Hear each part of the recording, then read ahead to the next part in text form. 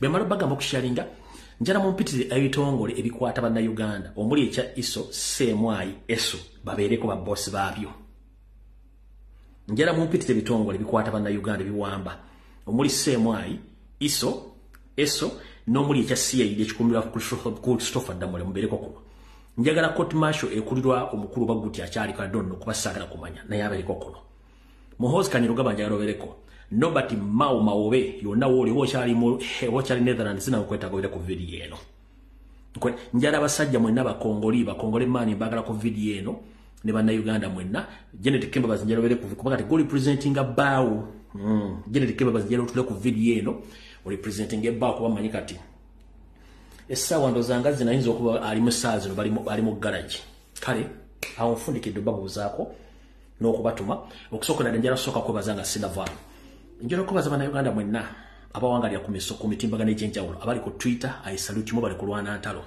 abali ku Twitter mbaagala nnyo njala kwebaza baganda banga bali ku TikTok buli platform yonna ngoli ku TikTok okyali ku struggle mbaagala nnyo bwenva ku TikTok njala kwebaza baganda abakyakola live ku Facebook nga muli mulamwa I salute you mwebale kubeera mu mbeera bwetyo tumuvangako alright kati ndowooza leero sigenda bawa sigenda bawa kigula lwejjo wabula ngenda bawa akalowoozo akalowoozo njala ngenda eri ba comrade mwenna enswa bw'ekyusa amaaso nga n'envu bw'okyusa Kampala mumulaba mugazi ate Kampala si bizimbe Kampala bantu Kampala buli muntu alya ku munne ekijja omusajja ennansana ennatete n'atambuza ebigera ayingire mu Kampala anoonyemu ekigule magala eddiba akitwalira abaana be kitegeeza nti asobola okukola ekintu ekyenjawulo okutuusaako obulabe yaafuna essente lwaki bakomredi mwenna ng'omanyi oli mu struggle nga toli mbega toli nkwezenge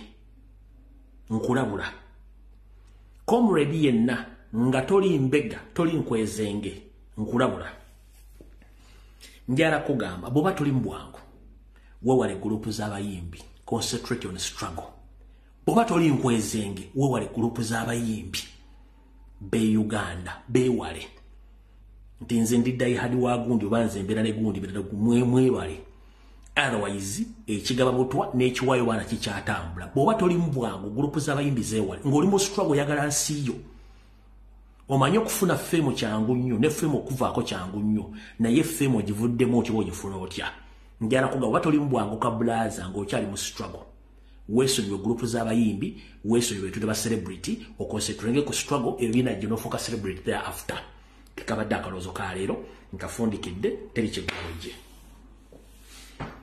katusooke ne information ene bwete kuba tugenda direct tetwagala nnyo kwebuzaabuza noza kasooke mpisawo akalamu kano kamu kokka tulyoke tugende mu maaso akalamu kamu kokka tulyoke tugende mu maaso bujja kubeera bubiri kwolwo n'akakomredi munaffe noza kasooke mpisawo akalango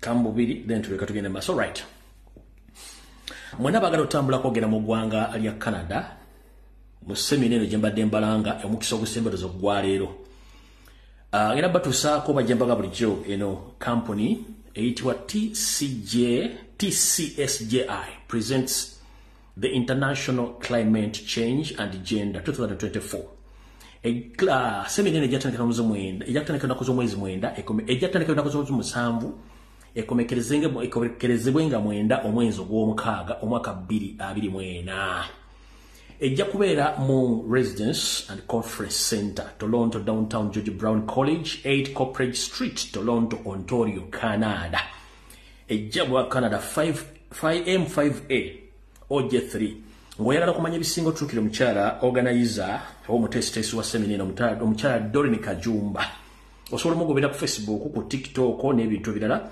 ojja mufuna ku simu ye ey'omu ngalo eya buyonjo either ng'omukubidde direct oba ku WhatsApp ali ku +1 647 92 90 340 kanjidde mu Luganda eri kasalaba emu mukaaga nya musanvu mwenda 2 mwenda 0 3 nya 0 enamba yo gisaving weweganya okujja ku WhatsApp osobola omukubira direct omukyalo oyo nomufuna nembako ensonga nakubulya ki ekyetaagisa okuba nti ogenda mu conference oba nakubulya biki byetaagisa ebiddako.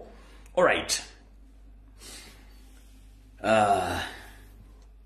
Sitira nnyo kwagala kuyingira mu bintu by'abayimbi. Ne for God's sake nga banabaga nti nze omutima ogwegwanjawulo okugwa abantu abalaba ku social media.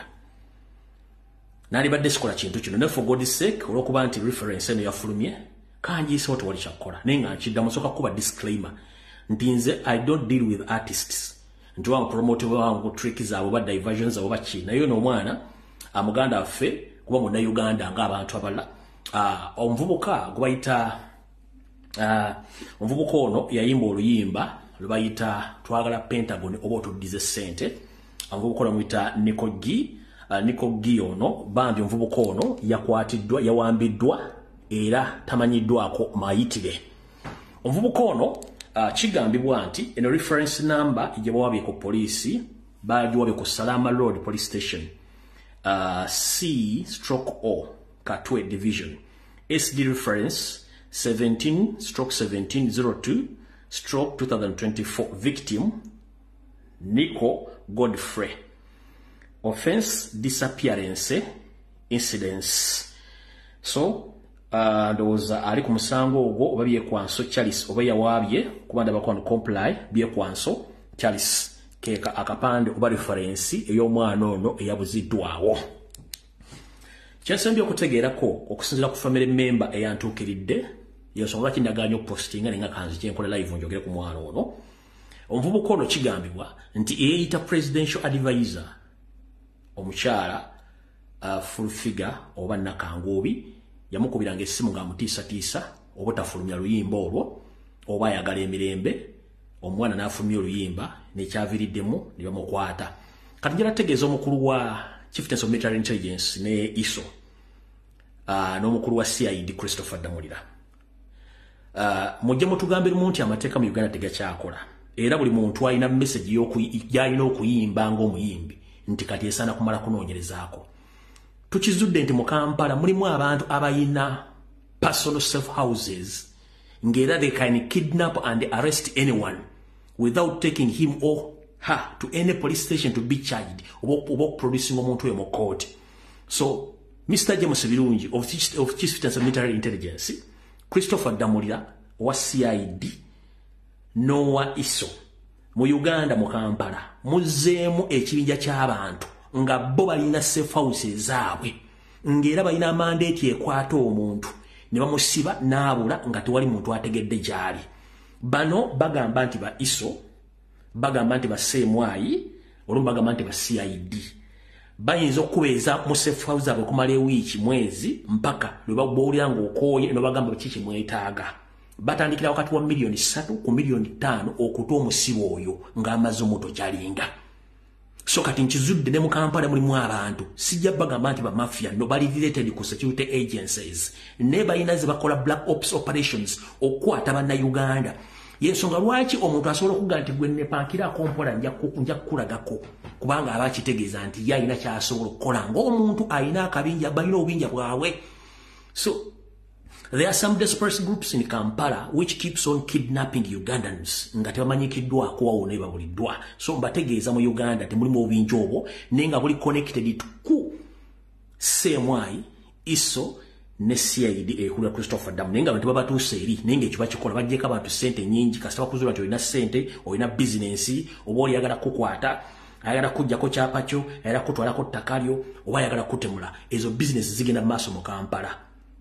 Okitegeera. So ne bujingo ono naye alina tokya chemba era takibagamba dda. So gaayo ono bambi yabuliziddwawo gwe bayita Nikoji eyayimba nti twagala Pentagon oba twagala sente otudize sente yabuzidde ne family member yangambye nti omukyalo ono yakubira omuvubuka ono n'amutiisatiisa namugamba bw'otojja video ojja kundaba akanfaamu waiso na kumbale omuvubuka n'akwatibwa ne singa afa ng'omwana ono yakonfesinga ba family members gogenda kuddawa kyekibuuzo awo tetugenda kulwawo. Ekirala njala kusooka okukulisa omukulembeze wange Robert Kyagulanyi Ssentamu. Mr. President, congratulations okuba nti wafunye award gye wafunye eya eyokuba nti erwanirira eddembe gye bayita Cinema for Peace Honorable Award gy'obadde ovuganyamu n'abantu ab'ebitiibwa omuli former Secretary of State Hillary Clinton, omuli Pope Francis, omuli former UN Secretary General Ban Ki-moon, wepo naawe Robert Kyagulanyi Ssentamu. Congratulations, webale kukola kintu ekyo nakutuuka. Naye wano wenjagala okusooka okutegeeza bannayuganda. Mpola mpola agyesoobosera bbugubugu si muliro. Mpola mpola agyesoobosera bbugubugu si muliro. Mwena abadde ku social media era abagiriko essaawa zino njala bagamba nti omuliro gwaka ennyo ebiseera ebisinga tegugyiisa mmere n'emmere bw'ogikwata empola ng'ogitalimu muliro mpola mpola ejja mangu. Okusookera ddala ssebo njagala okwebaza designer wo eyakudesigninze yeebale ku designinga mukulembeze kubanga iyo design ekyali mpya era ffenna twagisiimye nnyo. So designer weebale ku designinga mukulembeze ne first lady mwebale nnyo mubalire ddala fe twajagadde twagisiimye kubanga nantalabika nga kyemalire. So mukulembeze you are so smart n'omukyala mwebale kwambala. So mwenna tubaagala ba designer mwebale ku designinga mukulembeze ate naye n'abanga ali smart nnyo. Manyi waliwo n'emibiri eginyumira engoye, waliwo gino emibiri waggulu alinganga omutwe mutono wano mukifuba munene wanajja nafu olubuto lwange entumo ya kasasiro eno nafu nabeera ne hips omusajja omukulu alina ba hips eno wansi nafuukanga omutego gw'enkwale kuganabanga yambadde engoye zikufiitinga bulungi n'omukyala bwate muli awo buli muntu abeeko nako yagwa.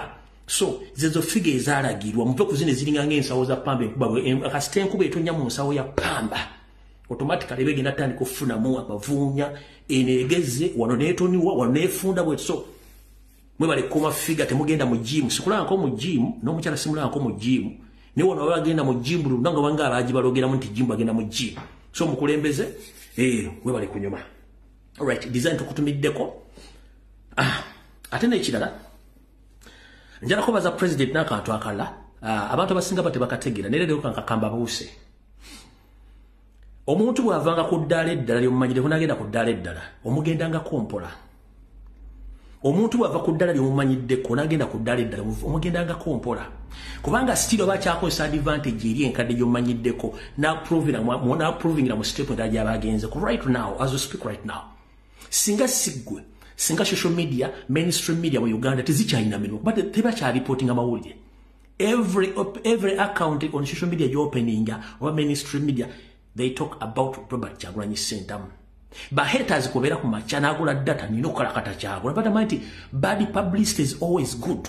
Ekyo nakyo tebakimanyi. Kati ate basanga omusajja amanyi okuzannya media.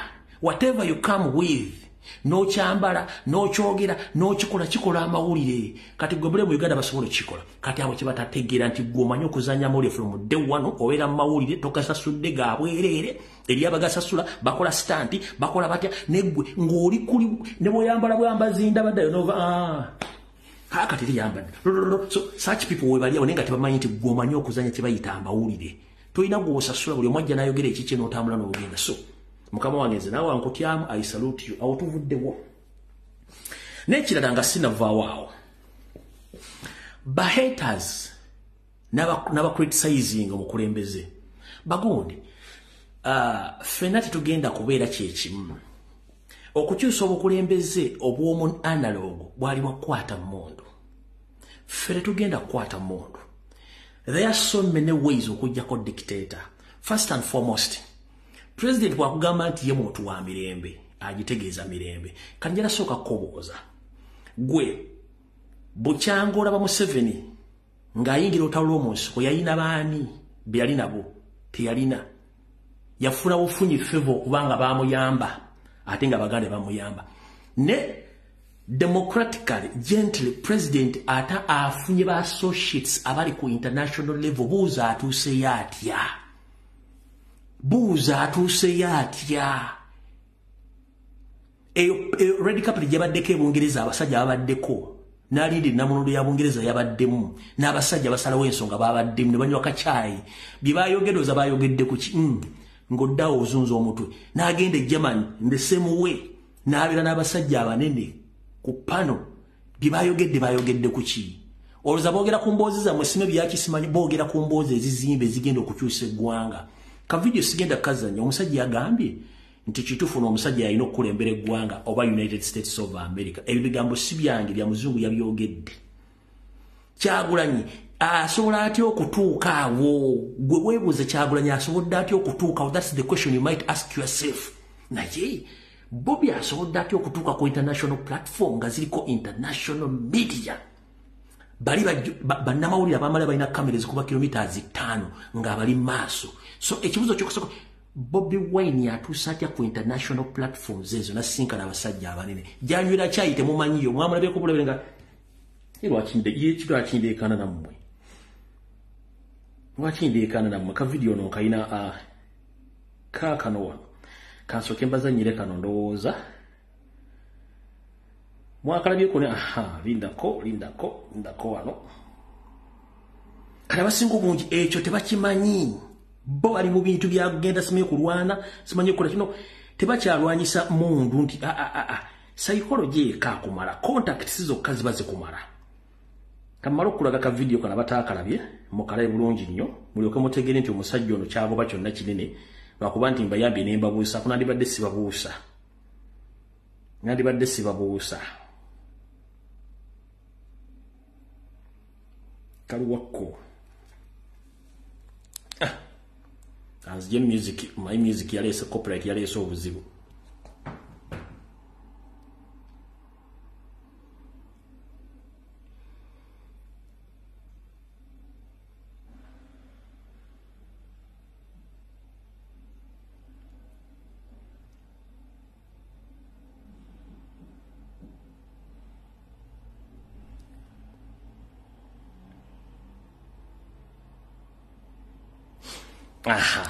nzijemu volume ra copyright my copyright fe tubitegeera so kati gwali eyo odda ku TikTok odda ku Facebook no omusajja kyakola akimanyi very slow but sure gwe tosinkana akona sezaalawo tosinkana akona na mwanyira wa mukazi wo ne mukazi otasinkana akota atawo toyanjulanga ko tebakwanjulanga ko omusajja agenze ku international scene abera kuzumu ne papa alina lingo jolekana kuba temanyi bintu bikola yandi bajirudda wa mujirabanga documentary it's a ingidi oku driving a president walaga okusinkana abantu bonna basalawo ne bali ku TikTok muli kumpale mujja kulwa out vuddewo kati katugenda ku video eyatulese kati njala soka tandika konyonyola abantu bano ekisokera ddala mwena bampuliriza abasajja ba NRM abazze ba bloggers ebitongole byokwerinda njala mu bulira akantu kano 1 Uganda eri mu kati abagesawa zino lwakuba ministry media teyagala kyogera Uganda eri mu kati abagasawa zino era esaana muyinza okuli nga kibaluse Uganda ne muyina okubeera omukadde buli muyetegereze ne kansooke mpisa akantu kano 1 ndiwa people power ate ndiwa national platform nkoze videos no almost 4 guno mwaka nkotegwa mukaaga nange kenyini sikirizibwa kuzanya luyimba lwa president 1 kubanga videos no tuzitya ku mitimbagano ejenjawulo emitimbagano ejenjawulo takiriza ko music wa president nange kenyini temanzikiriza due to the copyright abatwala rights za president naffe tutumuzanya wano so kati sagala muntu averi agambe nti sime president ayinete sitima ekyo president yabagamba nti tufune copyright ebisigadde bigenda kwekola kyali ategeeza 1 gwe yene yavuddeyo ng'ovuma president obanga omujerega nti oluyimba lwa gundi balugyeyo no first soko otegeere nti YouTube nga company oba app erina amateeka n'ebiragiro kyekisooka era nga nange kamwa kwogera video zino zenkola nsobola okugenda mu YouTube nenjogera nayo tugenda mu setting nembanga eddoboozi lyange lino ekifaananyi kyange kino ebigambo byenjogera nga mbiteekako copyright whereby nti singa uploadinga video eno ku YouTube wonna automatically video bagisensalingira kubanga na registeringa copyright y'eddoboozi lyange n'ekifaananyi kyange image kati yes president ya registeringa music we ne rhythm oba instrumentals zona zakozesa ngata instrumentals zona zakozesa ne lyrics zakozesa ziri registered ku YouTube So bw'okozesa instruments ze oba okozesa instrumentals ze ku YouTube automatically bajja kusensinga olimba bajja bisesalinga luveeko. So kye tuyita copyright. So gwe omuntu olw'okuba nti mulina akamanyiiro gwe n'okwata rhythm y'omuntu oba instrument y'omuntu n'ogiteeka bigambo byo olw'okuba omanyiira ng'oyagala battle ojja kusanga obuzibu. Naffe kenyini tetukkirizibwa kuba nnyimba zino ku live naye nga ye president waffe yandibalaga muzikube zaabwerere. No, eri business ye waliwo company egimanaginga si ya managinga. In fact, it's not the manager of that YouTube channel. I'm informing the public. His Excellency Robert Kyagulanyi Ssentamu aka Bobby Wine is not the person responsible for his copyright. There is a company which manages him. Era yekola ebintu ebyo byonna yaziwa powers of Anthony and rights ze. Ye bulimba lwafuluma nga batwa protein ku YouTube ku mukuto ejimbira beba managinga. So ejiba manage bateka ebintu bemateeka gega bikola so si yenga ye kuba talina budde bwa mubasinga obungi. Kyonna kye mukola mukitegere bulungi nnyo. Ukitegedde bulungi nnyo kati guvernor gantu olumba omusajja olumba abwe ye registeringa kuba yamanya corporate kati bwatamanya corporate gwogendo sanga obuzibu. Naffe kennyini abamutembeeta tetukkirizibwa kukozesa nnyimba ze kubanga zize ng'omuntu bibajje bibye si byaffe naye nga twandibadde tubikuba buli lunaku wano naye tetusobola bikuba kubanga nnyimba zize ng'omuntu. So mugende mpola ku lwaki olumba omusajja. Tutandikidde ludda video yo leero. Tugitandikire wa? Katugitandikire wano. Alright. Ndowooza tugitandikire wano ndyoke ndeete wano.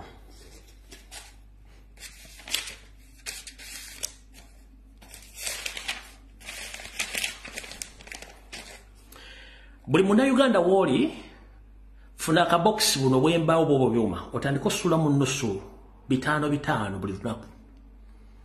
Munnayuganda funa akaboxi oba ka kyuma oba ka mbaawo otandika osula mu nnusu 5.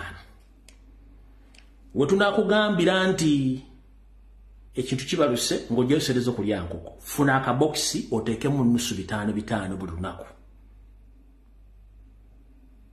Lwaki kugamba ofuna akaboxi? Wetwogerera essaawa zino wenjogerera. Yo seriti bahabula otabasira mutano wa kale kyensire nwezezide nsanga bisibe. Essaawa zino ali mu garage bali mu mokanika ku faamu ye ekisozi. Era nga wetwogera luli bwe yayika Windows abasajja omufaransa yali mu military barracks ekawoweta yaje nagezaako mokanika ne bigaana. Ne kati wetwogerera essaawa zino balese abakanisi abalala kubanga ye omufaransa alemeddwa. Wetwogerera essaawa zino yabadde alina kulongoosebwa olunaku lwanca ne babikyusiza babaga nti amaanyi gayinza omuggwaamu natasobola kuba nti afuna bulungi amaanyi. Wetwogerera essaawa zino bali mu mokanika ali mu theatre era nga bali mu mokanika essaawa zino gezaako kubanga mulongoosa ku faamu y'ekisozi. Ng'ovuddeko ku dokita oli Mufaransa eyazze mu barracks bongeddeyo dokita Omuchina, Omuyindi n'Omukoreya n'Omuyisirayiri okugezaako okukanika Yoseri okudda engulu. Yensonga lwaki nti jo mwalabye Mama Njovu Enterprises nga yazze okulambula ne mukulu Pirato agezaako okusindika personal doctor we naye ne bimulema n'agamba yekaddeyo ekigali era personal doctor we yazzeyo ekigali.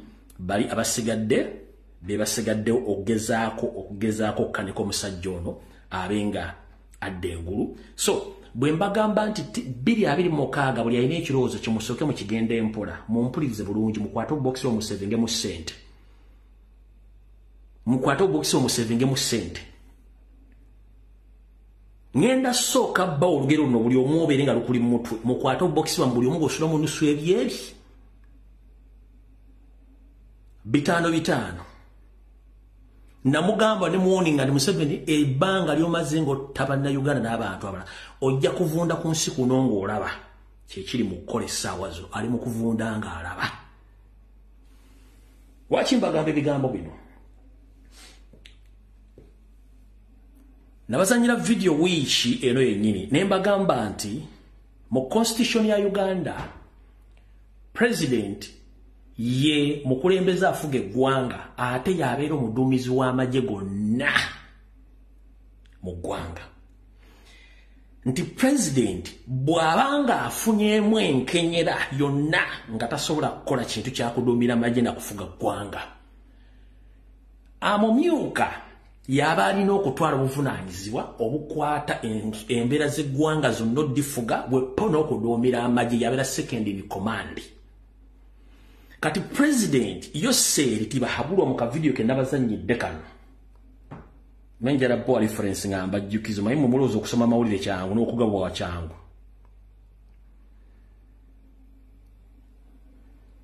kaluwakko nga kaluddeyo kano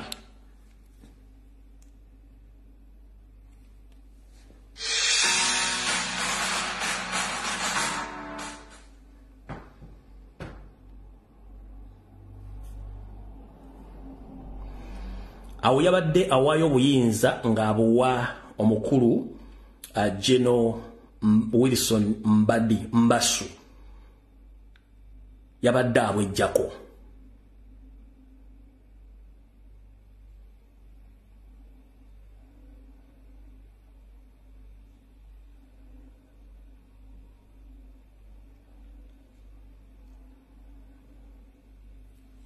tetujja kulwayo yabadde yejjako obuyinza obuwa General Wilson Mbadi abenga yatwala obuyinza bw'okuduumira amagye g'eggwanga gonna teri bukyanga lubanga lwa mmindi Yoseri takolangako kintu kyonna kwejjako buyinza buduumira amagye. It is impossible.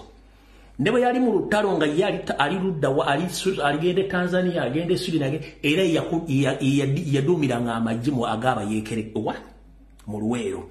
Ne bwe yagenda e Nairobi okuteesa ng'era ye komanda.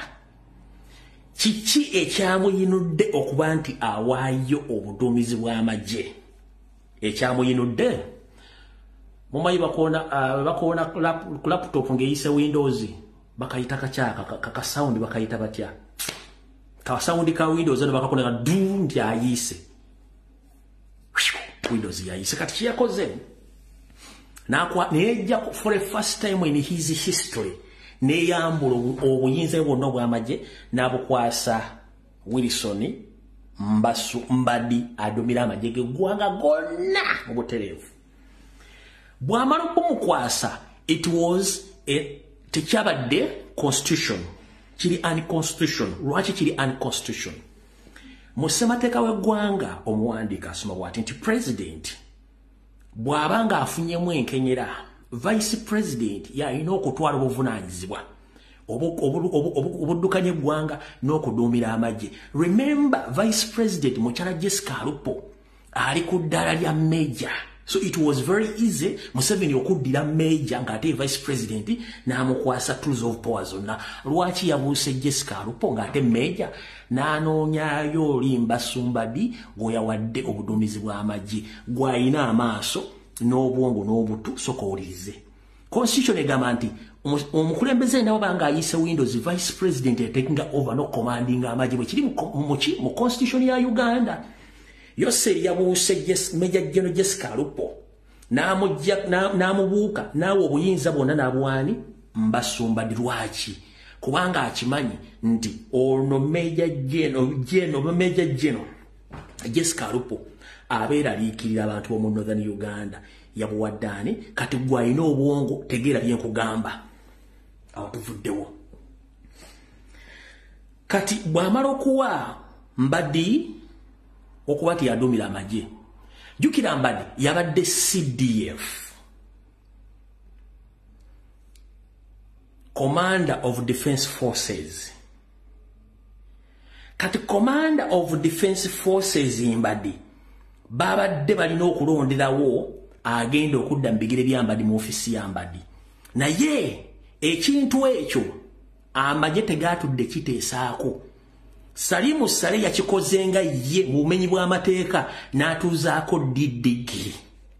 Didigi kati ye CDF. Temugenda biraba mu mawulire mbu simanyi Kulayija ze n'abyogeddeko, simanyi oli omulala ani omutolombwa ze nabyo tebikiriiwo, temugenda birabako.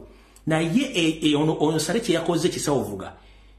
Kiresi wali oliddeko empafu n'olyako ppa n'olya enseenene n'olya muwogo n'olya n'amagi nonyulako ekikopo ky'obusiro butontana bengalabe amagye gali mu kutokota basiniya officers bali mu kutokota Salimu Sale ajjawo obuyinza obuwa DDG Foster General n'amutuma nti ye CDF ne mu mawulire temugenda kirabako kati kambazanyirako just once about the second singa asatu nakano ku TV tolo mugenda kalaba wonna nze nakafunye okuba nti obudde nabo tono mugenda kawulira ko bulizi nga amuyita CDF. The Chief of Defense Forces, General MK,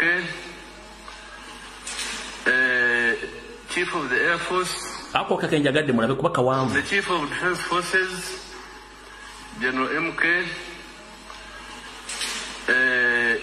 Chief of the Air Force, Chief of the akoko kake yakoze kale sokukyankala na mu majje wonna jukira nti ono DDG bali bamufuula advisor ku byamajje ku kitaawo okuva yagamba nti ajja kulumba Kenya agikube nibasoka bamuteeka katebe kati DDG secretary kati ye CDF secretary mu mawulire temugenda kirabako kino kibagamba wano kubanze ndibagamba temune mugenda bijja wembagambira nti transaction okukyusa obukulembeze butandise okukyuka nenga bulimu ebirumira bingi nnyo kati esaazi nojala bagamba nti mbadi yadomira amagye ga Uganda CDF ye Muhoozi Kanyarugaba security n'amagye tegamali atamanye kuno kwe bali naye nga omuntu afuga eggwanga kati wadde wadde mbadi yaliko ono Kembabazi mama Njovu Enterprises yafuga eggwanga malo okulaba n'ekifaananyi kyabaddeko eno nga z'okulambula bizinensi ze mwamulabye edda nabijjemu kuba ndabye tebirina nnyo mugaso yalwa sabitadde mu folda wano kale mwamulabye nga ze nakiva okulambula uno wano lwaki ntegana naye era atambulira omuggo gw'abaguli ogw'akalogo kalenzi guugwo kati oli president indirectly yawe ebiragiro n'omuggo gw'abaguli ogw'abalogo. That's what we call cow mentality, pure cow mentality. Kati oyo yali muki yali mujja kati n'obuzibu obulala buliwo omuwala Nankumbi Natasha era ono taata wagenza okuyiika Windows ennaku zino nga mubonvu yali agambye taata we ne family mu binda baga lwaki tetukwata ekintu kino ntukiddiza banna Uganda ffe ne twakolera etteeka erisigala mu Uganda nga tewali agenda tukwatako na byaffe kyanyiza nnyina ne kinyiza ne nani ne Kazende boy era Natasha tebazikwatagana mu family bamulabanga omuyeekera mukyala Nankumbi Natasha kwayo jukira alinamu kali alinamu akabagezi jukira balonda bakawo mentality kati yolo kuba nti Nankumbi kati ye alowooza mangu kati bano baba siru bo okulooza kwabwe kutono baloza basobola okufuga Uganda mpaka ebbanga lyonna nga bakirina okuba kati wali okulera okukomba essowaani naye awo tuvuddewo njala tugende ku nsonga endala kati awo bwe bakola ki Yose wabanga ali mu garage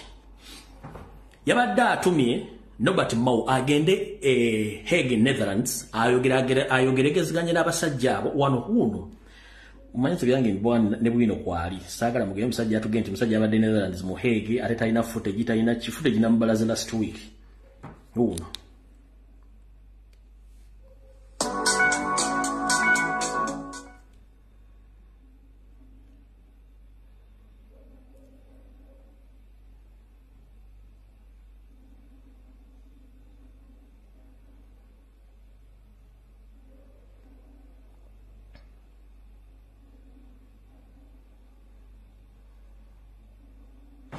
kati mukulu Norbert Mao yebwe yagenze Hague eno nga agenze kulaba iki ebifa mu Hague file kyeziriyo kyekisobola okukyusibwamu na kyekikola kuba kimanyi nti DDG balo tambo DDG yayinza okubeera ki president ekintu ekitajja kusoboka kati awo nawonja abatuveewo tugende kuba tudduka mangu obudde tulina butono tulina butono kati ekizibu ekiriwo kiriwo ekityo kimutannamanya ono mukulu Norbert Mao bwagende Hague bwe yagenze Hague alabe nti akyusa oba atunula mu files eziriyo okulaki ekigenda okuddako kyagenda okukola mu kimanyi kyemugenda okulaba very soon kankibabuulira wano mukitegeere very soon mugenda kiraba malo kibayisizaamu wano very soon mugenda kiraba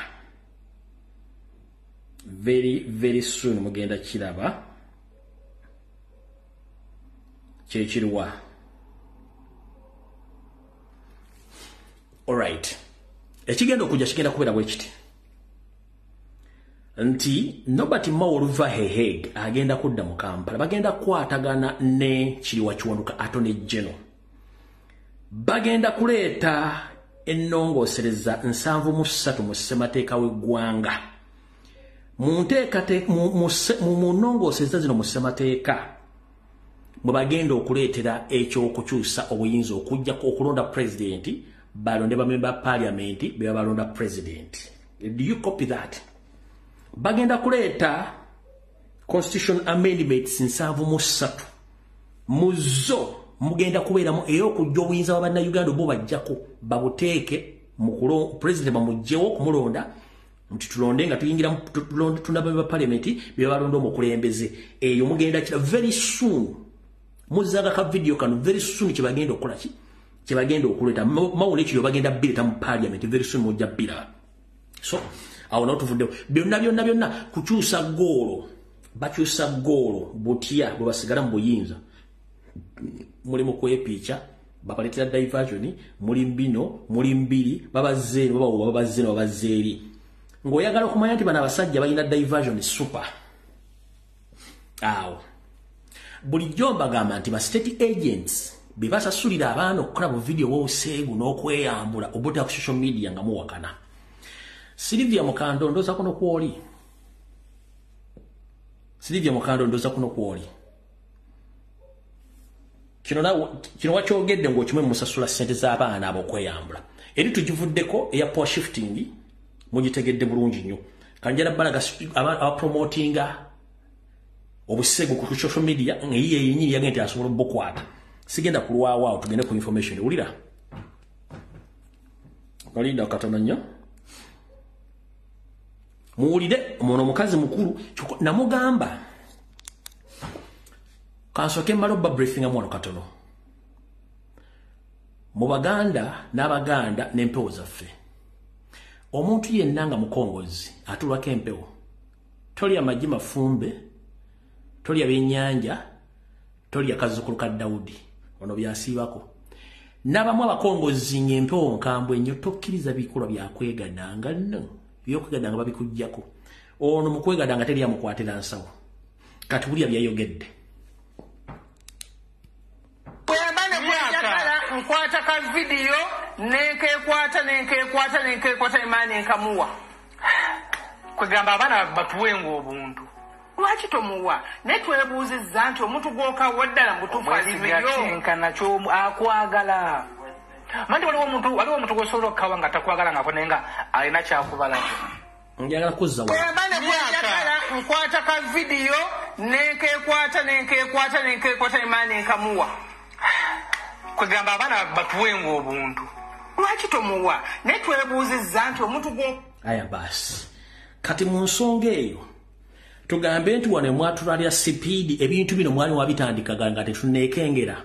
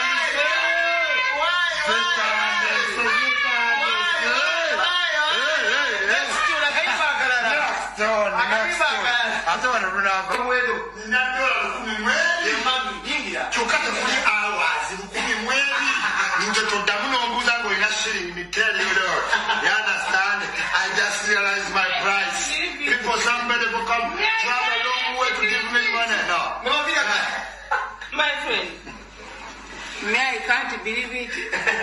No. My friend. Saddam Hussein, that way come from. Hey. Why? Mommy, you say what? Why you talking too much? Mommy, don't you cry. Mommy, don't you cry. Mommy, don't you cry. Mommy, don't you cry. Mommy, don't you cry. Mommy, don't you cry. Okay, please. Don't you cry, mommy. Why? Everyone loves you, mommy. Don't you cry, mommy. Mommy, don't you cry too much. Mommy, don't you cry. Mommy, don't you cry. Kambadizemu na kano. Bulida bulungi. Nkwata ka video nenkekwata imani nkamuwa kwegamba ba Botuba gamba no ku social media ebintu biro byonna bisasulire ku diverting abantu kati navuka ababalesiya gana batandise okwerecordinga bu video buta okuwemula kulinga okuwemula ku social media na buli kimu kiringa bwe kityo kubanga ebintu bino buli video ekolebwa esasulwe ekirungi era ndi very happy nti abayise ku TikTok ne video ezize ku Facebook benyini abadde basasula sente okuvuma kyagula ne badde basasula okubavuma batandise okuti sigwa tuwasete tuvume gundi sigwa tuwasete tuvume gundi sigwa tuwasete tuvume gundi bitandise okuvayo bulungi nnyo mutegedde kye bayita diversion state funded diversions ne stunts ndio mukitegedde bulungi nnyo fetule bibene ku social media tusirika busirisi mutegedde bulungi nnyo awo tuvuddewo njala kuvaawo awo ngende kusonga endala abasomako amateeka n'abamanyi enkwata y'abantu njagala munjulire fenna tubira ku social media tetukola ensobi which is okay naye procedures mubayitamu okwata omuntu zili loud and clear n'amateeka ge Uganda gazimanyi bulungi nnyo sagala mubeere mu diversions na confusions ku social media gundi bamukutte gundi yavumye ate bati bamukutte no njala bagamba ekintu bwe kibanga kiri mateeka bakiteeka mu public n'ekitegeera nga okutiisa omuntu omulala genda okuddamu okukola ekikolwa ekyo nkiddamu omuntu bw'aba yakoze ensobi nga mukyamu akwatibwa n'apaledingibwa okusindika message eri abantu abalala bonna abali mu kkowa eri abakola ekikolwa kyekimu mumpulira bulungi nnyo eri abo abadde bakola ekikolwa kyekimu kati ng'omuvubuka kabiyite Precious Musana ngobayita Ibrahim gwe nababulidde storage yasomera eri girabageje bamukwatira nga avuga empanka nti yakwatibwa nembagamba no wait a minute it's okay naye there are some questions ezetaga answer ekisokera ddala ani yabadde avunaanyizibwa okuwaabira omuvubuka ono kyekibuzo ekisooka era bwe babakwata omuntu mu Uganda poliisi yemukwata era poliisi bwe mukwata ne mugulako omusango ng'era waliwo complainant kesi yemu tesobola kubeerako complainant babiri ate nga baawukanya mu ndowooza n'okwewana nti nze namukutte ate sinze namukutte ate ndakoledde on behalf of gujja ekyo kikyamu no complainant alina kubeera omu ate nga complaininga either nga waliwo amuwadda obuyinza okugula omusango ku muntu oyo so singa omuntu agati nze namukutte ku lwagundi n'ekirala bw'ogenda n'ocomplaininga ku poliisi yewandiika omusango nekuwa reference nti omuntu bamukutte omuntu bamukwata bamutwala ku poliisi wabeerawo footage ebifaananyi ne recordings bulijjo Frederick Enanga n'ebitoogo bimukwata omuntu mumutulaga mu mawulire mwakwata muganda waffe wano gwe bayita Maulana Kasozi ne mumupaledinga ne tumulaba ne bamuleeta ne mu kooti ne mukwata Kibedi Cox muganda waffe wano ne mupaledinga ne bamutwala mu kooti era nakati ali luzira etteeka lya Uganda lisoma nti when you arrest someone you're supposed to produce him or her in the courts of law within 48 hours bw'okwata omuntu omupaledinga ensi netegeera nti gundi wamukutte n'omuleeta ku poliisi n'omuteekayo nga mukola fayiro ye mala ogikola mugisanction ne mugitwala ewa district Anthony oba omuwabi wa government n'agisindika mu kooti ne bayita within 48 hours omuntu abayinza okuweta nga aleeteddwa mu kooti n'asindikibwa mu kooti ne muvunaana omusango ne bamusindika ku mere luzira ng'ensi eraba what went wrong ku musango guno 48 hours zayisemu dda buli mwaga nti ali eno buli mwagamba nti ali eri tubuuza tusindise buli wamu nowhere to be seen. So who is fooling who? Ani asuluwaza ani? Kyekibuuzo kyange. Kubanga ekinyusi kya kino ekintu kyabadde nti okwata omuvubuka ono ebadde teaching lesson to all social media platform users not again to abuse His Majesty the Kabaka of Uganda and other people in the society. Never mbate mwalaza omuntu ono timukute nimoteka mu video to scare off people. So who is fooling who? Bokwata omusajja n'omuteeka mu mawulire kamera zimukuba kule omutwala mu court ng'alaba kiba ebera scaring move scaring abalala butadde mu kukola ne basobola naye wano mu nsi ezaakula bebakwata bakutwala ku poliisi ne bakugulako omusango bamala okugulako omusango baparadinga ku mulumu ebeera mu kamera kubeerako ne measurements ne bakuba ekifaananyi kino eky'omu maaso ne bagamba kyuka ne bakuba ekyawano ne bagamba kyuka ne bakuba ekyawano ne bakutako fingerprints buli kimu nga kiri ku record but mu Uganda simanyi system bwetambula okitegeera. So okukwata omuvubuka ono muparadinga ku mawulire yandibadde sigino esindikibwa ku baana bonna abawemula n'abavuma but bwe mba temwaproducinze footage bakifaananyi nti omwana yaproducingibwa mu kooti neemusalira agende eruzira.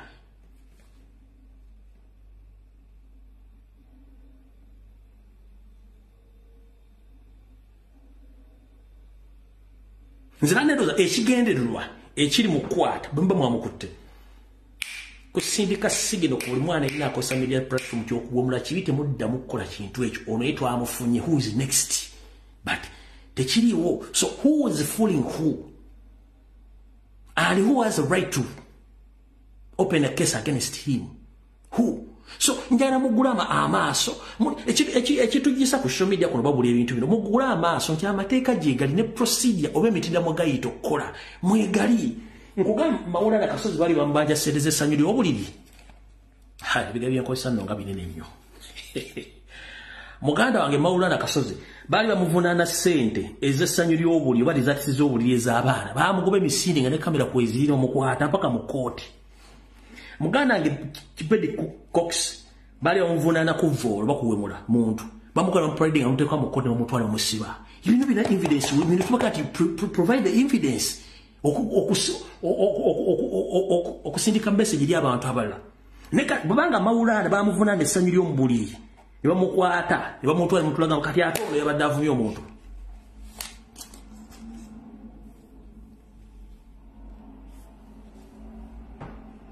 Ate temunyiiza yosaagadde ggendayo nnyo nesaagala munyiiza.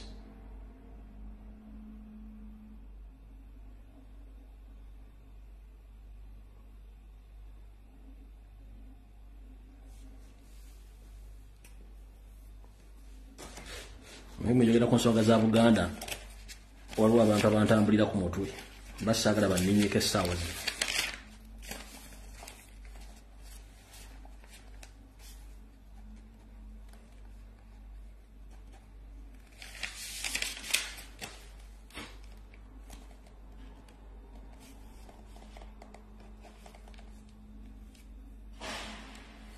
Alright, kati tugenze wano. Gwe wenda ayagala enkyukakyuka njagala ompulirize bulungi nnyo. Ffe twajja wano kukyusa ggwanga by all means. Tetuli muzanyo. Twajja nga tukooye katemba ne diversion wa politicians. Yensonga lwaki abantu abasinga obungi temuntegeera bwe nkola ebintu bino. Politics wa mu Uganda wa katemba na forgery. Njala soka kubuuza ekibuuzo kimu. Why of all areas obuzibu bwonna butandikidde Masaka ewali question mark y'aba politicians betusuubira nti bakyamu? Why? Basetinze abantu baabwe nti bano bavuddemu NRM bano bavuddemu NUP abane kofira za NUP bino byonna tubali tubimanyi ngenda basa njira ka video kano mwakalabye omukyala gumulaba asooso okwogera nga ali mu saati ya checked oyo mukazi wa NRM all along nkumanyi mukazi gwe kino kyonna ekigurupu kya NRM temuli bankyuka bino byonna babikoze kuba kati ngenda bawa sample ya information ka video ke mwale musimanyi abanupu sibe bavudde mu NUP bagenze mwe muke project bulolo bwa nkoko bano bonna ba NRM tubadde bamanyi nga Masaka mwe bali bakoze semizanyo jaabwe kano kati omukazi yenyini yasekerwako Kyagulanyi Sentamu bingi nnyo byatatukoledde ffe ng'abavubuka kuba abavubuka essaawa zino bakyayagga na mirimu era babaddewo nnyo okumuyirawo omubiri naye mu nkomerero ya byonna bagenza okulaba nga kye baliko tebakitegeera bulungi ne basalawo. Alright, oyo mukyala gwe mbalaze wa NRM since 2018 nakati kati ogambye president waffe Robert Kyagulanyi Ssentamu bingi byatatukoledde mutataddewo na mirimu maama nnyabo kansoke nkubuuze nnyabo bwe wali ogamba nti ojja mu nkyukakyuka where did you sign any contract that after elections you're going to be provided by the job bwali ojja mu nkyukakyuka wasayininga wa n'ekibiina kya National Platform nti campaign bwe ziggwa tugenda kuwa omulimu oba nti Kyagulanyi agenda fune bannayuganda emirimu wasoono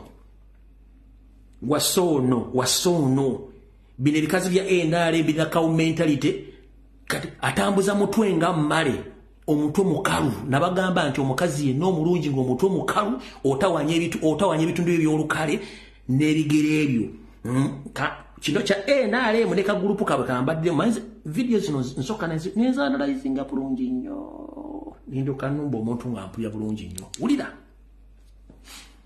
mumpulirize bulungi nnyo President waffe Kyagulanyi Ssentamu bingi nnyo byatatukoledde ffe ng'abavubuka kuba abavubuka essaawa zino bakyayagga na mirimu era babaddewo nnyo okumuyirawo omubiri naye mu nkomerero ya byonna bagenza okulaba nga kye baliko tebakitegeera bulungi ne basalawo badde mu Muhoozi project mu kibuga Masaka. Tetugenda nnyo nabagamba batuyita ba detective ne ba investigators n'abasomi abanoonyereza ku buti omuntu bw'alimba otunula nga body language y'omuntu n'otunula facial expression face bweyogera n'amaaso gano eye contact ntunudde mu kamera n'amaaso agandinga ng'entulo ezikonyegana aganga abiri tunulire omukazi oyo ng'ayogera n'amaaso ge tasobola tunula mu kamera direct ebigambo ayogera yali bw'ati kitegeeza nti she was set okujja okukola first statement z'atamanyiiko Kyagulanyi bwe yali ng'ajja mu Uganda talina gwe yagadde nsuubiza nti ngenda kuwa omulimu no njala kubuuza maama gwe Nalulungi w'e Masaka ono oba oli wakaba naye nno abaganda abaalwana eruweero bonna abaafa kuli kasula mu State House Entebbe obe lwakitulo baali ekisozi. We fight for this nation but not positions. Whoever think that you are in this struggle, you are looking for position, please pack all your bags and get the fuck out of here. Tulwanirira nsi tetulwanirira bifo. Ku myaka gy'emikulu gwe mukazi gwe ne kagulupu kammwe olina kubeera ng'oli mu bufumbo oyonsa baana ne kati wanga okyanoonya emirimu kwegyo emyaka obulungi obwo kuyambye eki gwe kenyini obulungi obwo kulumya okumaintaininga such a beautiful one like you can't maintain yourself tolina musajja akufuga nti oba weefuga obulungi obwo kuyambye eki kankabadde mukategeere such a beauty without blame wulira mule mukazi mulungi Kyagulanyi Ssentamu tuna amaaso bingi nnyo byatatukoledde ffe ng'abavubuka kuba abavubuka essaawa zino bakyayagga na mirimu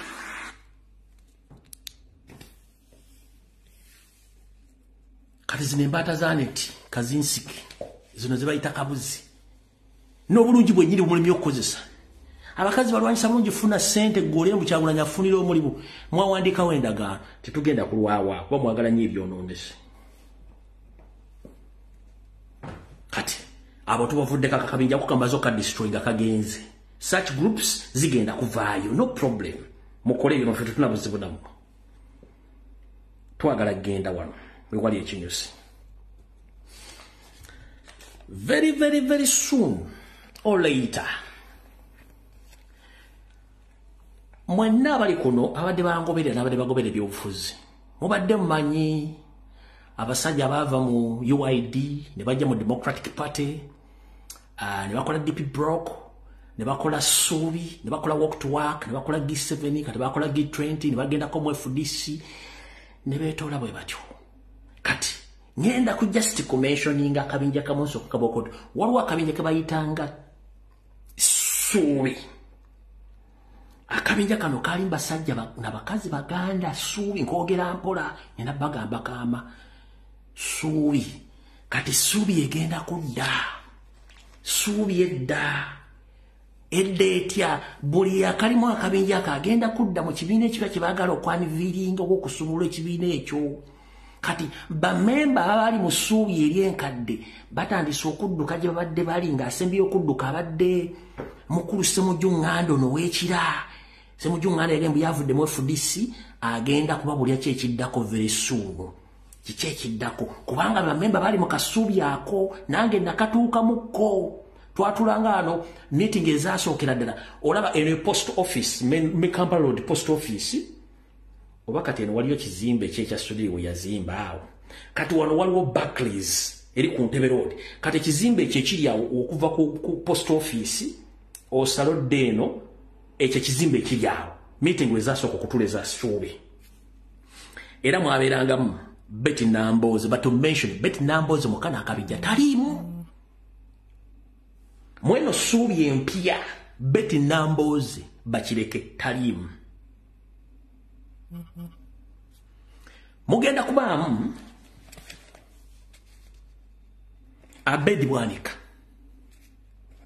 ne mu Subi eri yalimu mugenda kubeeramu Ssemujju Ng'anda already yadduse mu DP mu FDC I'm sorry to mention Ssemujju Ng'anda agenda kubeera mu kyekyamuddusizza eri mulimu Mathias Mpuuga Nsamba mwali mulimu Segona Lubega Medadi mwali mugenda kubeeramu Elias Lukwago mwali era naye mu Subi yalimu bino bibagamba nkozesanga labi yange laptop yange ekola history na mwina muto muno Ssemujju Ng'anda Lukwago mwali Muwanga Kivumbi mwali akabinja kano president waka agenda kubeera Mathias Mpuuga ono Elias Lukwago agenda okubeera lawyer waako era omuwa amagezi w'okuntiko n'abalala ne G20 mwene gira kati very soon mugenda kulya shift amanya mugambe kano konna akabinja kali mu Subi naye ku luno Namboze taliimu okusinzira ku drone zange ne information yempa Namboze taliimu kiddamu bakyamusika eri yaganye naye bano benjogeddeko mwebali era kyekya Ssemujju Ng'anda nagamu tugenda babuli ekigenda okuddako baagala kuleeta Subi yaabwe sigenda bavuma bajerega wabula ekibuzo kyange kikino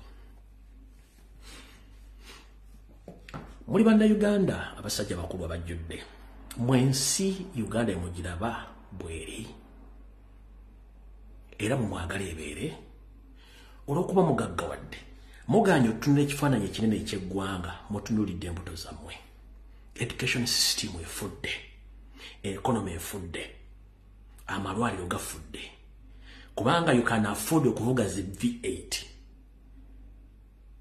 the biggest export of Uganda now is maids buli munnayuganda kati atunda akabanja kafune passport afulume eggwanga what went wrong people are suffering outside the country what bagala kudda waka but mudidde picture enene mugivuddeko mwefaako nga mu abantu ever mwagala creating a diversions mwagala creating a divide and rule system the man is often political power avuddeko agenze mu kifo ky'okujoininga efforts mugambe okay fenna let us point in one direction nabagamba tusooke tujjeko Museveni ebisigadde tujja kwesootinga fenne wala but buli omu ayagala kubeera mu kakunizo kanne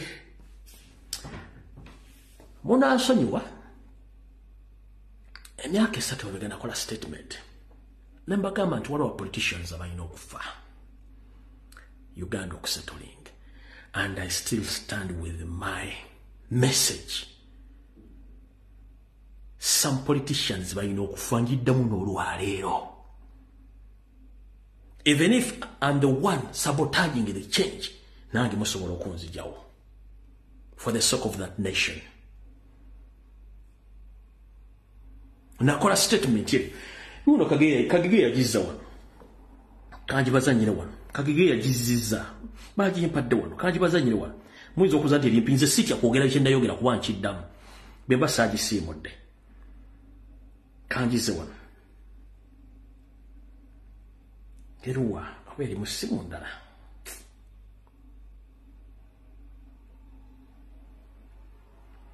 Sokuba nagisiimudde.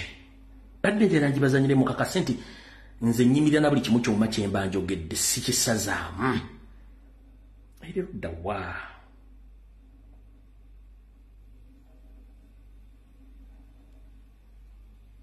Kanoba nagitadde muno mu kafolder.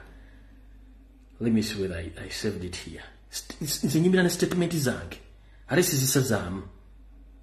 Abantu abamu balina okufa.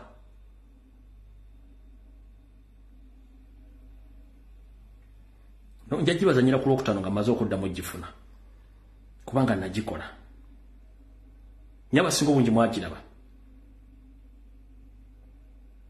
Abasinga obungi mwagiraba. I stand with my statement. Some people not to be eliminated. Uganda ofuna emirembe.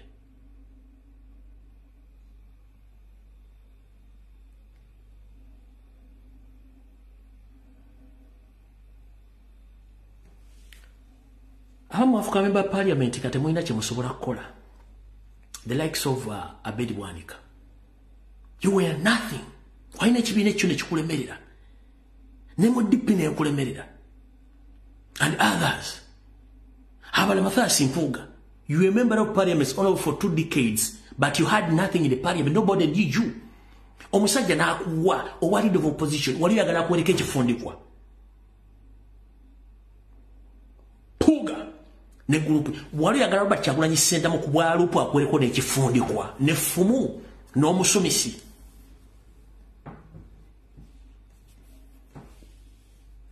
Nti akuwadde gwosikidde buli kimu kitwale.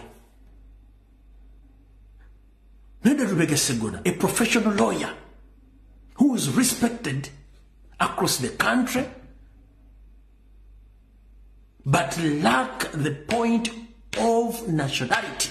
Temulina nationality ku mutima gwammwe.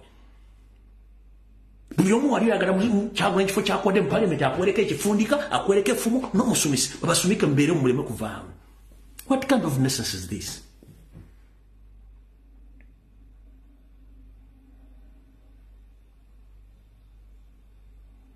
If you believe in peaceful transfer of power, that means both serving emyaka 2 n'ekitundu as leader of opposition. Ekibiina ne kiruga no, well, you've served well, then we should bring in someone else serving. You should appreciate. You give an hand to someone ajja in omusomesa omugende kintu kitambula, not to sabotage ngate kati mu planning kuleta kibiina kira. What kind of nonsense is this? Mwagala ki?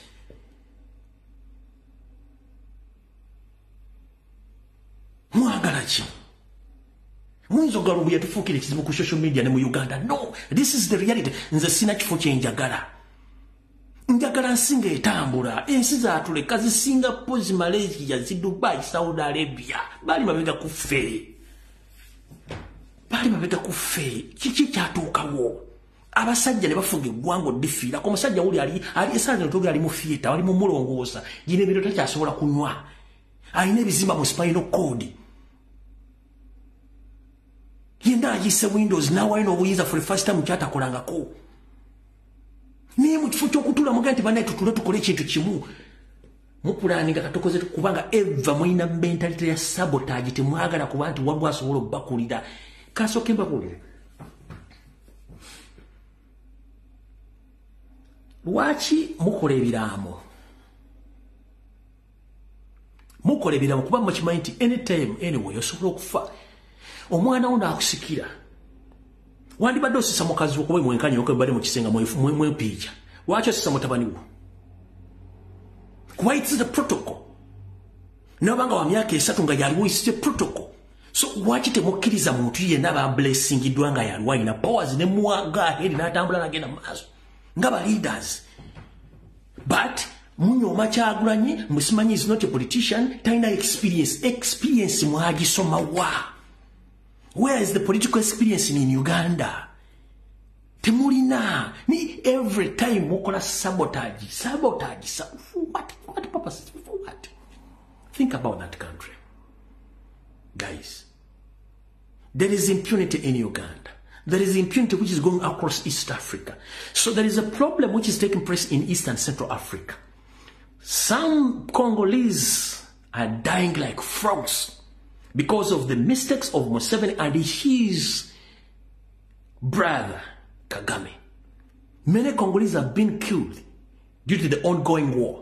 The man was asking, why are you involved in that war? He said that I'm less concerned about each and everything which is taking place in Congo. But later in the African Union Summit, which was held this week in Addis Ababa, Ethiopia, he was confronted by the group of youth who told him, we the Congolese, we are tired of your nonsense. You are the man behind the M23 rebels. If you are not the one, how dare you? You went on to write to the United Nations condemning that they are dealing with Congo and South Africa in supplying ammunitions, fighting against M23. The world knows that M23 is a sister rebel groups which are supported by Kagame and Museveni. So the world knows. So you need to know and say wow. Sente ze economy zone za Uganda zisitwalibwa Congo kuno na kuba to create their own country. Mumugenda sigala ruddawa. Mugenda sigala ruddawa. 70% sente ze economy eza budget zigenda ku supporting out lwe Congo mufuna mu ruddawa.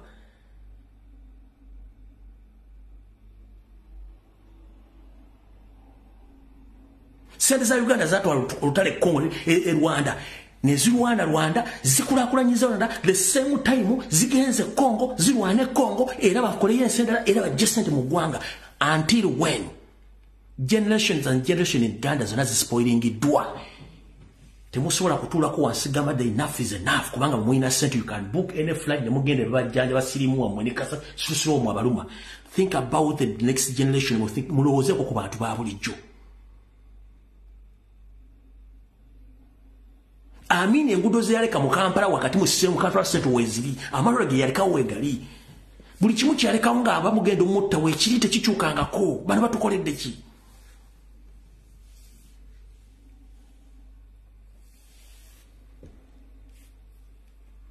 Imagine muina ne information eragati abasajja siba na Uganda basing on the information jenged bawa kanongenda kadda mu kazanyi then mbawo information tusimbule. Ono Kagame nga confessinga. We grew up in refugee camps, stateless and forgotten, with the constant reminders that we belonged nowhere. We were even being told that Rwanda was full and that would never go home. Within Rwanda, discrimination against Tutsi became official policy against the backdrop of total indifference from the international community. Tetugenda kubawa. Kale kansoke mbateke mu kibiina mbasomese. Sente za Uganda since 1986 bwangu lutalo zibadde zibroping Rwanda okutuusa bweri. Kati olwaleero M23 supporting wa sente za Uganda okugenda creating another country in Congo. How? Kiri bwe kiti. Kagame mu video eno ya confessing anti bali ba refugees abajja okusettlinga mu Uganda So they took that advantage. Now they are the one leading this country, Uganda, and they are the one leading the country, Uganda. Refugees. During the guerrilla war of 1994, or what we call the genocide in 1994, there are so many Rwandese who ran from Rwanda, they went to Congo to seek refuge in that country. So after 30 years, now they have engaged in a guerrilla warfare against Congolese, claiming that they are Congolese. Muka video kano, Kagama agamba nti twali barefugee ababeera mu kampu, nga tetulina wantu wonna wakoda Rwanda tuliyo ne muga tebatumanyi. Ne bakozesa advantage eyo ne beegatta mu bannayuganda ne balwala olutalo nga bakozesa bannayuganda kati batufuga barefugee. Kati mu 1994 genocide olutalo lwali e Rwanda, abadduka abajja e Uganda n'abadduka ogende Congo.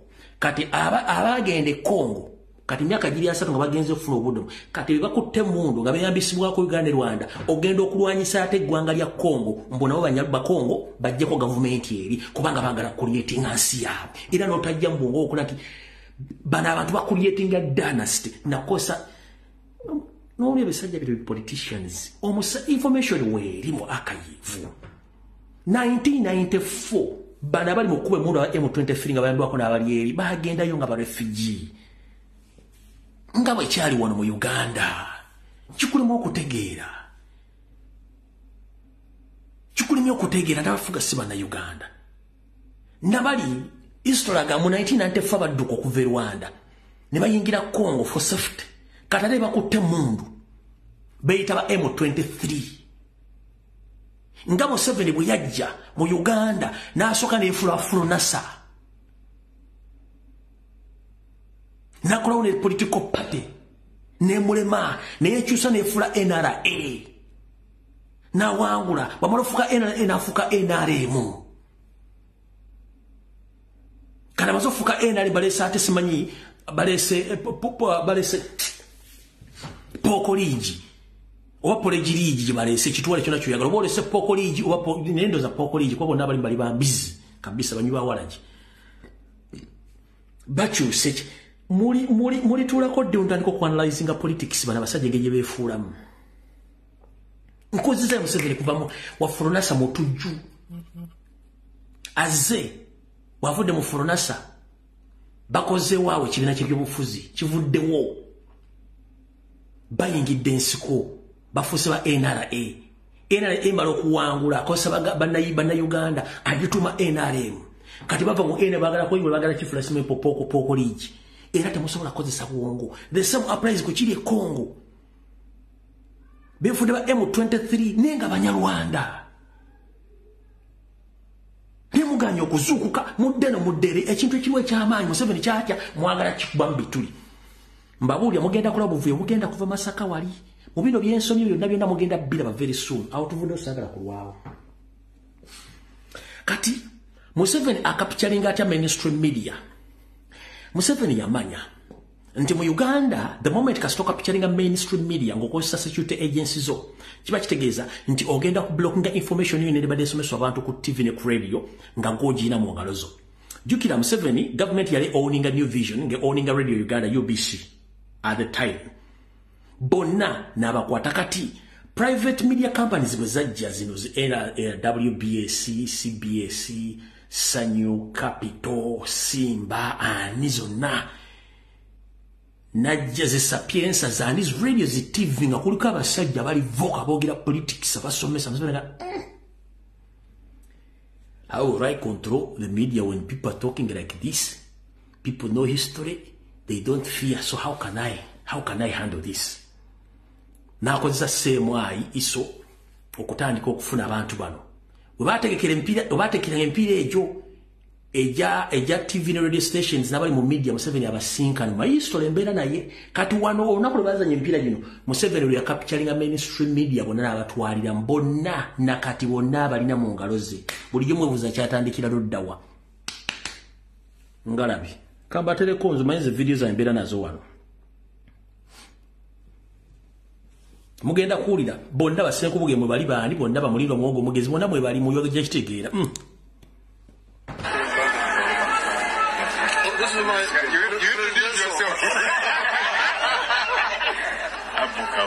Hussein Kumusanya, and Ben Chika, Zinga, Zira, Katongole, Nikiri, Orlando, Action TV, Katoro Wama,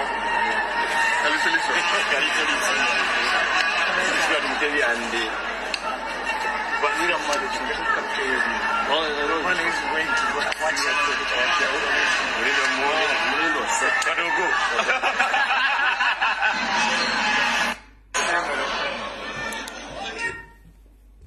awo yakwatira mainstream media yonna mulimu n'abagenzi mbawuliddemu abo n'agikwata yonna n'agizingako bamulinda muwonge baani bonna n'abakwata n'abateeka mu kisawo kyeru mbasematimba bonna nakati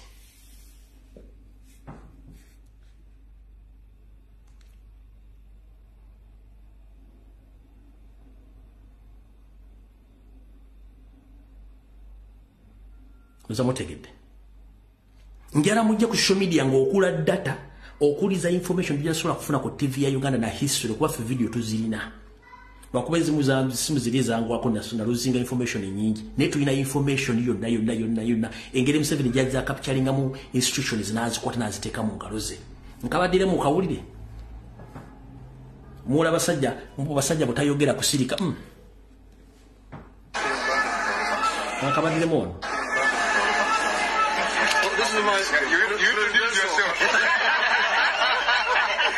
Abu Kawinja, Hussein Kumusanya, and Ben Chika, Zinga, Zira, Katongole, Nikiri, Orlando, Action TV, Katoro Wama, and the Vanilla Mother. One is going to watch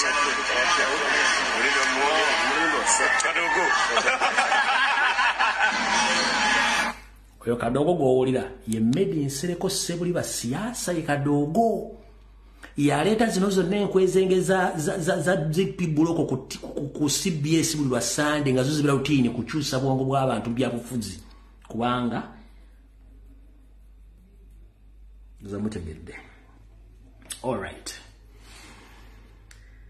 Kati awo tuvuddewo.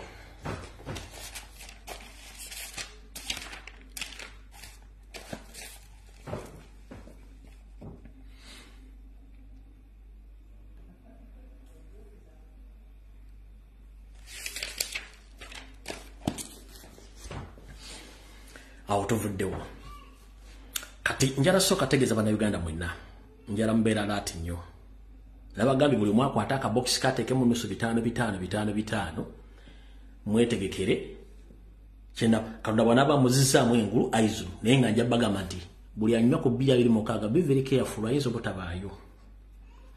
Uganda wele lilo buto enonya wakuzaalira kati yensobola ki diversions nyingi nnyo ku social media bakola buli ekisoboka ku diverting abantu bajjako ku social media babere ku bibozibozi bitagatta mukitegedde bulungi nga amuteeka amaaso ku president n'omukuumirako buli kimu ekisoboka nza mutegedde bulungi nnyo. Kati waliwo abasajja bano omanyi enkola yaabwe balowooza ffe tuli basiru sigenda kuddamu kwetottolako naye abaagala okusiiga ettoomi erinnya lyange mbasekeredde kubanga sisiigika ttoomi ninganga lutimpa mulumanyi nze sisiigika ttoomi ninga lutimpa ettimpa bwe litonyako amazzi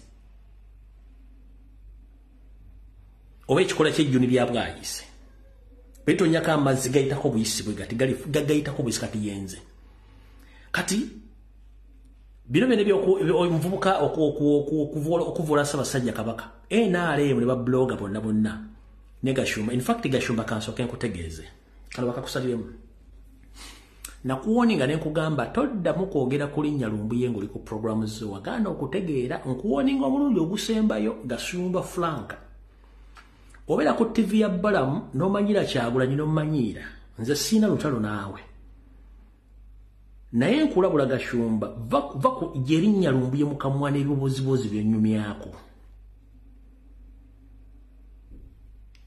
bw'omanya ekyatuuka ku nsambi ya Babies Home just code ekumala okujja erinnya lyange lya Kyagulanyi bw'omanya ekyatuuka mu nsambi ya Babies Home ng'olinayo case to answer mu nsambi ya Babies Home lekera okumanyira Kyagulanyi n'okumanyira Lumbuye omanyi nze sirumba nga tonnannumba gwe nkubuulidde Gashumba Frank obeera ku TV ya Balamu n'onsinikirako ebinnyo naye nkulabula omulundi ogusemba lwonaddamu okunjasamira n'empulira ku voice yonna ng'oyogera ku linnya Lumbuye mbubozibozi bitakwatagana bw'omanya ekyatuuka ku ensambi ya Babies Home kesi y'olinayo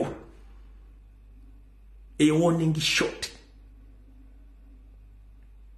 warning shot nze sita kibenga sina kikene nyandusu bala mugamba mukozi wo kwamanye kuno kuoli Frank Gashumba nze sirumba mutunga tonumbi onkolerako nyama ulire nyenkuoninga muno Bisembaye bw'omanyi nti olina case to answer ku nsamba Babies Home ne scenario yonna eyaliyo genda mpola kulinnya Lumbuye nja kwabyo omulundi oguddako nkuwoninga goslo va ku Kyagulanyi va ku Nuupu yogera ebirungi ebiri mu MK ne mukama wo Museveni nja kwabya nkuwoninga omulundi ogusembayo nja kwabya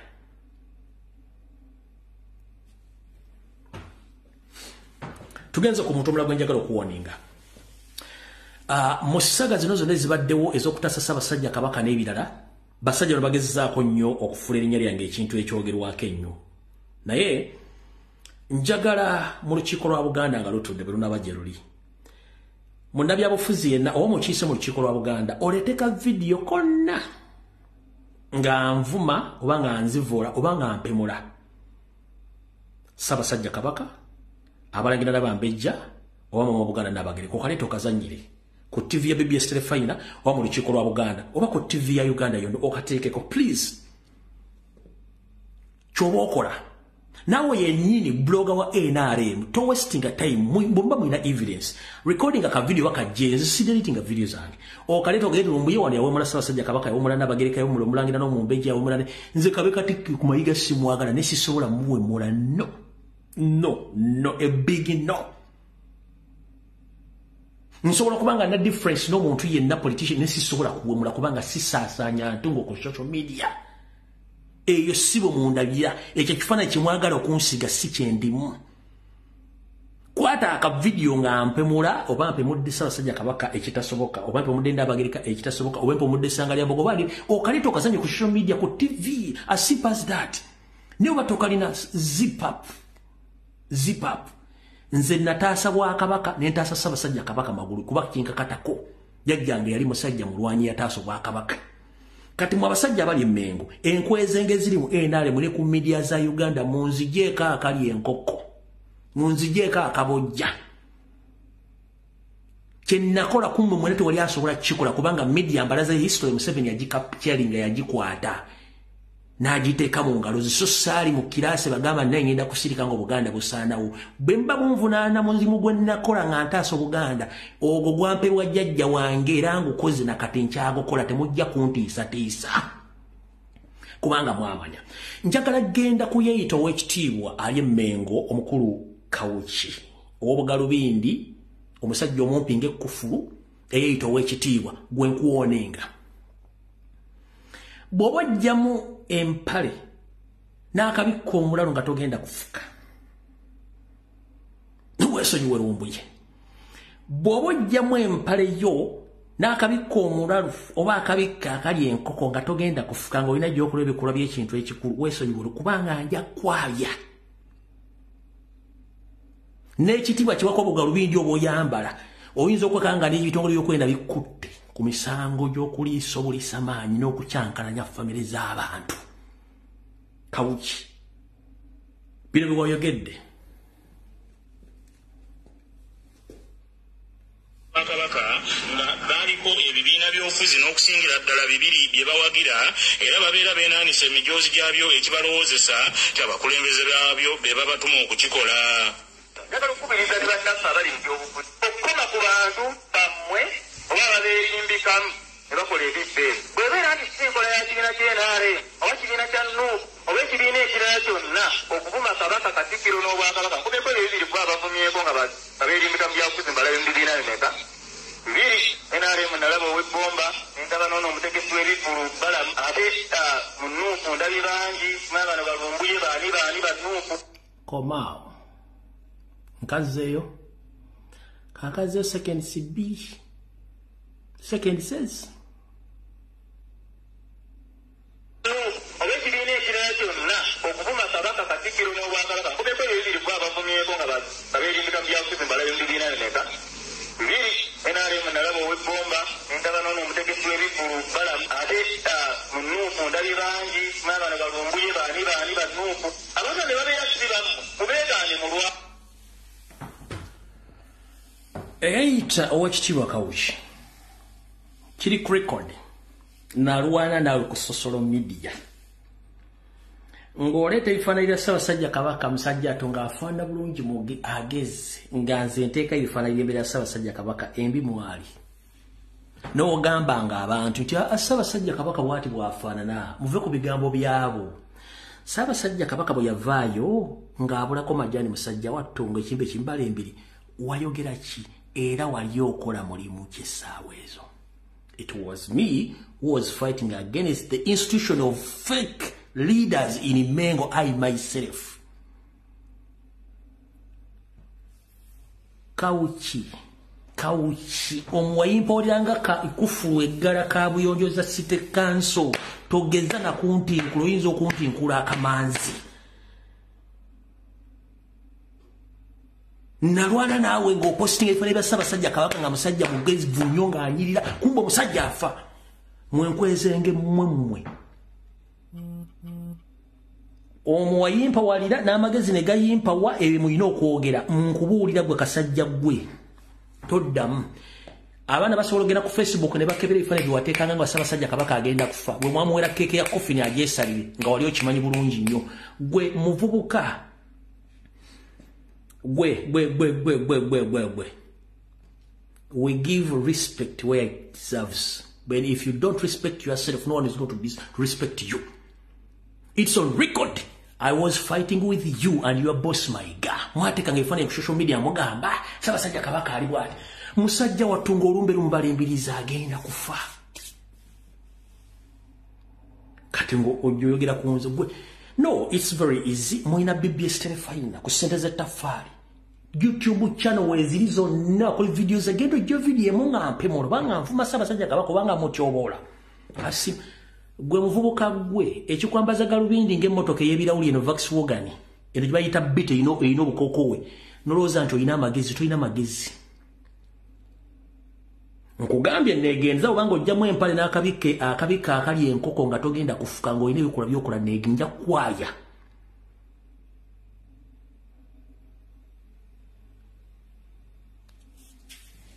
Ku nsonga za Buganda mbeera mulala nnyo kubanga nasooka kuba Muganda nga sinnafuuka mu Uganda ekyo kyo nkikubuulira. Ffenna tetwandibadde basiru Baganda kusirika ng'enkwezenge zitudde Mmengo muli awo.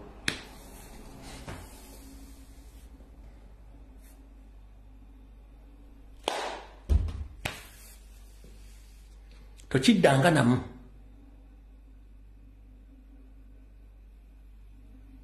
Oli mumpinga obulamu bw'ensi eno olemedde okumanya obunaku yo muli Mmengo mulimu kubba ttaka ly'Abaganda ojja otukubate mwasirika omusajja afe mwena mwalizo tusogera kwera basi tusirike. Tokiddanga namu. Ne bwe ndi kusaako omukolo gavumenti ekyuse nja kuyoola gwe kasajja gwe sigwa mupya linga ekibiri nja kuteeka mu nso balituulya mu kayanja ka Kabaka oba oli mu luzzi lw'akalinde eri mu Ndeeba bajja tulya nga nkunaaza ebigere. Nze nakulira mu Kisenyi bwe mutulano nga twalifu mulowooza tuli bantu tetuli bantu biseera bisinga bw'onyiiza nsobola okugyayo kalakita zange.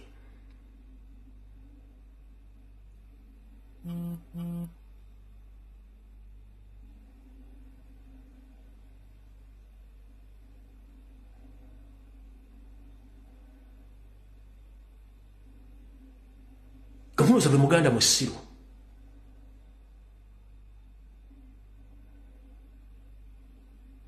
Uganda kekyuke mulimu bantu begona ku business kusaka ku mukolo n'enkuyola.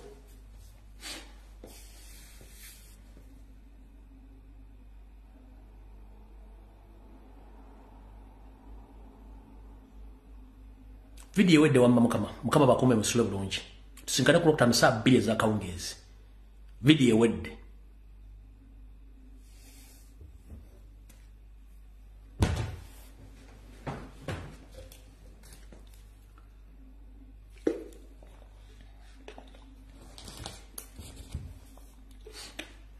Muzirebe kuba kuyingira buyekera ku lwa Buganda asobola obuyingira.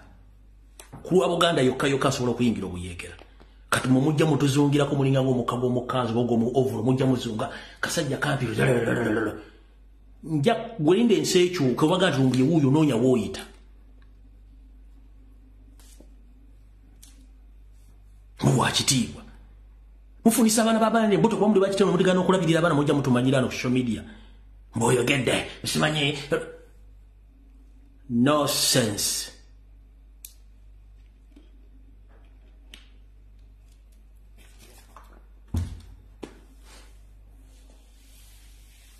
Mwe